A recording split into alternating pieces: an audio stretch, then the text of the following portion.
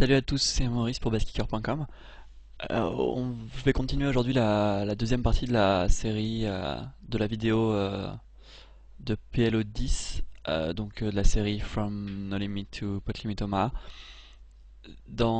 Si je vous avais pas vu la première partie de cette vidéo, la première partie de ces quatre tables, je vous conseille de retourner et d'aller voir d'abord celle-ci, étant donné qu'on pourrait miss certains reads, etc. Et que je reviendrai pas, j'essaierai de passer à d'autres choses et de pas revenir forcément en détail sur ce que j'ai déjà dit.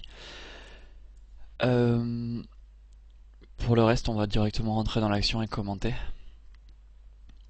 En haut à gauche, j'avais 10-9-9X, quelque chose comme ça, mais je pouvais pas faire grand chose d'autre qu'au fall sur ce board où j'ai quasiment pas de turn jouable. J'avais pas d'over avec ma top pair ou quoi que ce soit. Donc, un fall relativement facile en Omaha. Une grosse partie de nos décisions vont dépendre de la façon dont on joue les rivers aussi.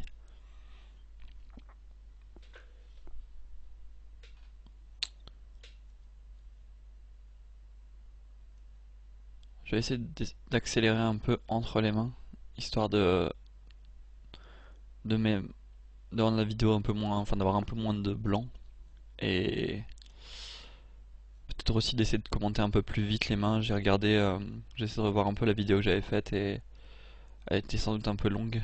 Euh, Ici on s'est on open pardon, King Jack Queen 8 avec une suite à la Queen, donc une bonne main. Mais on est donc bet plus call par un autre joueur, donc il n'y a pas grand chose à faire, on a totalement miss. Même si on a des overs, on ne peut plus faire grand chose. Là j'avais Jack 10, 4-7, c'était une main un peu trop moyenne quand même pour faire quoi que ce soit, surtout que le joueur open très peu, donc je peux même pas 3 bêtes ou quoi que ce soit, c'est vraiment... Je reviendrai de toute façon sur les 3 bêtes, qu'on peut appeler les 3 bêtes light si on veut, dans le sens où on les fait pas seulement parce qu'on est devant la range adverse, on l'est pas forcément d'ailleurs, mais les 3 bêtes pour surtout qui auront parfois deux sens en position. Autant les 3 bêtes hors de position seront souvent d'une part pour value avec des meilleures mains que la range d'ouverture et d'autre part, mais souvent c'est combiné parce qu'on veut réduire le stack to pot ratio.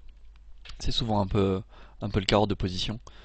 Euh, Par contre en position, je reviendrai sur ça en détail sur une vidéo où on aura plus de 3 bêtes que celle-ci parce que là on est à petite limite et vu qu'il y a beaucoup de limp etc. On a peu d'occasions de 3 bêter en vérité. Euh, Puisque si vous regardez les pré-flop raise de chacun, ils sont très bas. Les joueurs jouent loose parce qu'ils limp, mais pas parce qu'ils ouvrent.